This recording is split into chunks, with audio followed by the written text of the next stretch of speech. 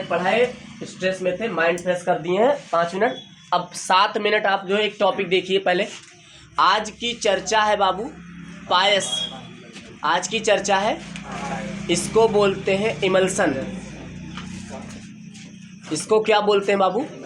Emulsion. चाहे आप इसको बोलो पायस और चाहे बोलो आप इसको इमल्सन, हाँ या ना बोलना भैया। बात आती है पायस किसे कहते हैं?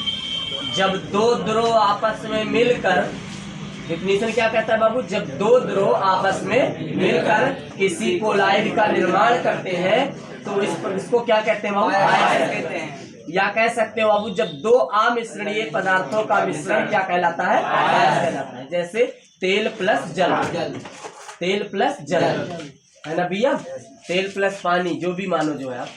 बात समझ में आई? पायस क्या होता है बाबू? जब दो अमिश्रणीय द्रव आपस में मिले, दोनों ही द्रव अवस्था में होने चाहिए। जब दो अमिश्रणीय द्रव आपस में मिल करके किसी कोलाइड का निर्माण करें तो इस प्रकार की कोलाइड को क्या बोलते हैं बाबू? पायस कहते हैं। बात समझ में आया? बात आती है पायस बनाने की प्रक्रिया को पायसीकरण कहते हैं। अगली हेडिंग है पायसीकरण। अगली हेडिंग क्या है बाबू? पायसीकरण।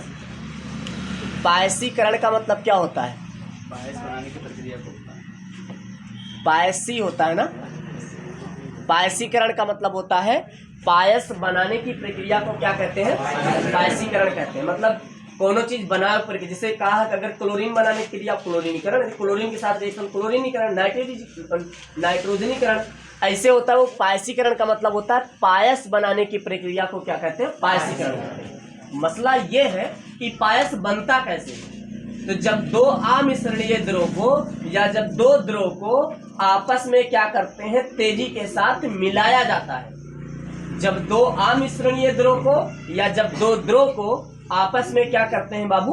मिलाते हैं, तो हम लोगों को मिलाने के बाद क्या प्राप्त होता है? पायस। अगर दोनों द्रव अमिश्रणीय हैं बाबू तो अस्थायी प्राप्त होगा पायस। अगर दोनों मिश्रणीय द्रव हैं तो कौन सा? अस्थायी पायस। अस्थायी पायस का एग्जाम्पल है दूध और अस्थायी पायस का एग्जाम्पल है तेल प्लस पानी। हाँ या ना बोल भैया। बात आती है पायस के गुण क्या क्या है। पायस के अंदर टिंडल प्रभाव और पायस के अंदर ब्राउनी गति। पायस के अंदर टिंडल प्रभाव और पायस के अंदर ब्राउनी गति, इन दोनों के गुण पाए जाते हैं। और बात आती है पायस का अनुप्रयोग क्या है। पायस का हम लोग कहाँ कहाँ यूज कर सकते हैं? हम लोग इसके द्वारा पायस से ही क्या क्या चीज और बना सकते हैं। तो भैया बनाने का मतलब है आप जब कपड़े की धुलाई करते हो तो पायस का ही एक अनुप्रयोग है। कपड़े की धुलाई करना हुआ, औषधि बनाना हुआ, या कोई लोशन बनाना हुआ जिसको क्रीम वगैरह कह सकते हो।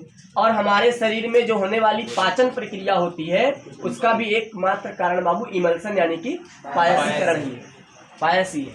बात समझ में आया इतना? अच्छा, तो अभी केमिस्ट्री में हम लोग एक हेडिंग और लिखो आप लोग, जल। जल, पायस के बाद बाबू लिखिएगा जल। वो वाला जल नहीं जो बाल जो है मुर्गवन की तरह खड़ा कर लेते हो, वो वाला जल नहीं बाबू। ये जल का मतलब ही कुछ और है।